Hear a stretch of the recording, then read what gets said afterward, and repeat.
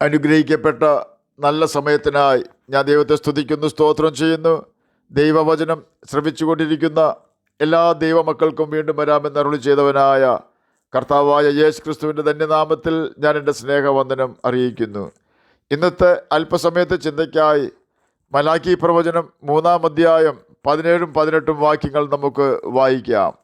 ഞാൻ ഉണ്ടാക്കുവാനുള്ള ദിവസത്തിൽ അവർ എനിക്കൊരു നിക്ഷേപമായിരിക്കുമെന്ന് സൈന്യങ്ങളുടെ യഹോവ അരുളി ചെയ്യുന്നു. ഒരു മനുഷ്യൻ തനിക്ക് ശുശ്രൂഷ ചെയ്യുന്ന മകനെ ആദരിക്കുന്നത് പോലെ ഞാൻ അവരെ ആദരിക്കും. അപ്പോൾ നിങ്ങൾ നീതിമാനും ദുഷ്ടനും തമ്മിലും ദൈവത്തെ സേവിക്കുന്നവനും സേവിക്കാത്തവനും തമ്മിലുള്ള വ്യത്യാസം വീണ്ടും കാണും. മലാക്കി പ്രവചനം 3-ാം അധ്യായം 17-18 വാക്യങ്ങളാണ് നാം കേട്ടത്.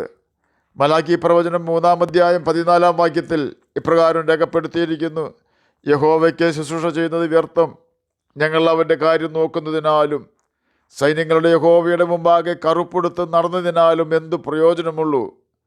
മലാക്കി പ്രവചനം 3-ാം അധ്യായത്തിലെ യഹോവ ഭക്തന്മാരുടെ വാക്കുകളാണ് നാം ഇപ്പോൾ കേട്ടത്. 73-ാം സങ്കീർത്തനം 13-ാം വാക്യം ഇപ്രകാരമാണ് തുടങ്ങുന്നത്: എന്നാൽ ഞാൻ എൻ്റെ ഹൃദയത്തെ ശുദ്ധീകരിച്ചതും എൻ്റെ കൈകളെ കുറ്റമില്ലായ്മയിൽ കഴുകിയതും വ്യർത്ഥമത്രേ. ഇത് ആസാഫിൻ്റെ വാക്കുകളാണ്. ഇപ്രകാരം താൻ പറയുവാൻ കാരണം 73-ാം സങ്കീർത്തനം 3-ാം വാക്യത്തിൽ രേഖപ്പെടുത്തിയിരിക്കുന്നു: ദുഷ്ടന്മാരുടെ സൗഖ്യം കണ്ടിട്ട് എനിക്ക് അഹങ്കാരികളോട് അസൂയ തോന്നി. അതായത് പാപത്തിൽ രസിച്ച് ജീവിക്കുന്നവരുടെ സാമ്പത്തിക വളർച്ച കണ്ടപ്പോൾ ആണ് ആസാഫിന് അസൂയ തോന്നിയത്.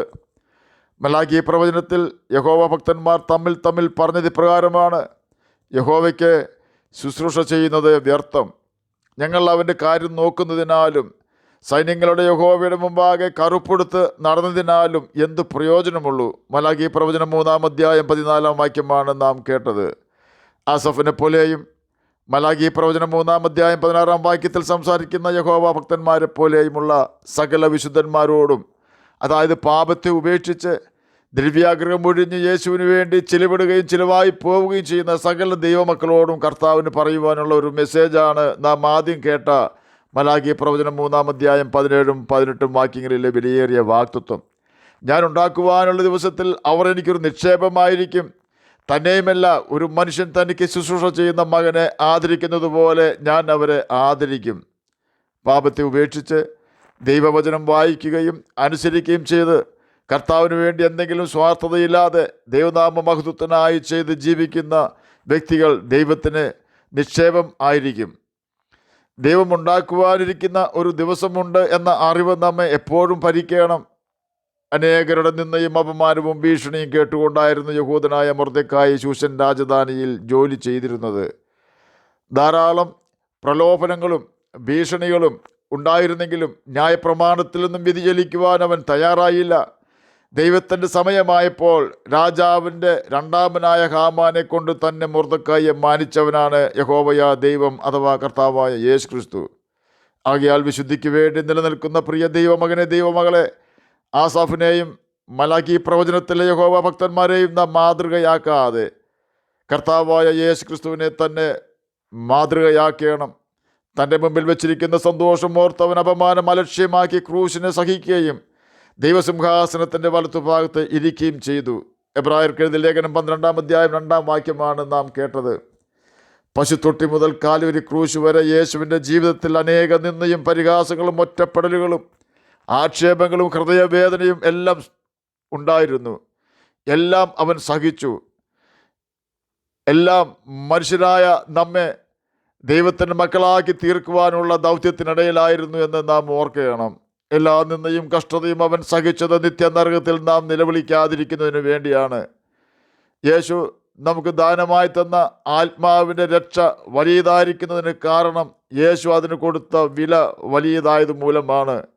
യേശു മനുഷ്യൻ്റെ ആത്മരക്ഷയ്ക്ക് വേണ്ടി വലിയ വില കൊടുത്തതിന് കാരണം എന്തെന്ന് ചോദിച്ചാൽ നരകത്തിലെ യാതന അത്ര ഭീകരമായിരിക്കുന്നതിനാലാണ്. ദൈവത്തിന് വേണ്ടി അവൻ്റെ വചനം അനുസരിക്കുന്നതിൻ്റെ ഭാഗമായി എത്ര സന്തോഷം തരുന്ന പാപപ്രവൃത്തിയാണെങ്കിലും നാം അതിനെ ഉപേക്ഷിച്ച് വിശുദ്ധ ജീവിതം നയിക്കുമ്പോൾ നമ്മുടെ ജഡത്തിന് അഥവാ നമ്മുടെ ശരീരത്തിന് അത് സന്തോഷകരമല്ല. ശരീരത്തിൻ്റെ സന്തോഷമല്ലാത്ത അനുഭവം നമ്മിൽ നിരാശയായിട്ടോ ക്ഷീണമായിട്ടോ മനമടുപ്പായിട്ടോ അനുഭവപ്പെടുമ്പോൾ നാം ക്ഷീണിച്ചു പോകുമ്പോൾ ആസാഫിനെ പോലെ യഹോവയുടെ സന്നിധിയിലേക്ക് ഓടിച്ചെന്ന് അഭയം പ്രാപിക്കണം. നിശ്ചയമായും ദൈവസന്നിധി നമ്മുടെ സംശയ നിവാരണം വരുത്തുന്ന സ്ഥലമാണ്. നമ്മെ ആശ്വസിപ്പിക്കുന്ന ഇടമാണ് കർത്താവായ യേശു ക്രിസ്തുവിൻ്റെ പാദപീഠം. നമ്മുടെ ക്ഷീണവും മനംമടുപ്പും മാറ്റുന്ന സ്ഥലമാണ് ദൈവപാദപീഠം. എബ്രായർക്കെഴുതിയ ലേഖനം 12-ാം അധ്യായം 3-ാം വാക്യത്തിൽ രേഖപ്പെടുത്തിയിരിക്കുന്നത് പോലെ നിങ്ങളുടെ ഉള്ളിൽ ക്ഷീണിച്ചു മടുക്കാതിരിക്കുവാൻ പാപികളാൽ തനിക്ക് നേരിട്ട ഇങ്ങനെയുള്ള വിരോധം സഹിച്ചവനെ ധ്യാനിച്ചു കൊള്ളുവിൻ. നാം ചെയ്യേണ്ട ഏറ്റവും പ്രധാനമായ കാര്യം പാപത്തോട് പോരാടി ജയിക്കണമെന്നതാണ്. അതിന് നാം ദൈവവചനം വായിക്കുകയും അനുസരിക്കുകയും ചെയ്യേണ്ടത് അത്യാവശ്യമാണ്. തന്നെയുമല്ല, യേശുവിൻ്റെ ആത്മാവിനെ പ്രാപിക്കേണ്ടത് വളരെ ആവശ്യമുള്ള കാര്യമാണ്. ഞാൻ വിശുദ്ധനാകയാൽ നിങ്ങൾ വിശുദ്ധർ ആകണമെന്ന ദൈവകൽപ്പന നാം ഓർക്കുകയും വിശുദ്ധ ജീവിതത്തിനു വേണ്ടി ഒരു ദാഹം നമുക്ക് ഉണ്ടാവുകയും വേണം. എന്നാൽ മാത്രമേ നമുക്ക് യേശുവിന് വേണ്ടി ജീവിക്കുവാൻ കഴിയൂ. അപ്രകാരം കർത്താവിൻ്റെ വചനത്തിങ്കിൽ വിറയ്ക്കുന്നവരെ കർത്താവ് കടാക്ഷിക്കുമെന്നത് ദൈവത്തിൻ്റെ ഒരു വാഗ്ദാനമാണ്.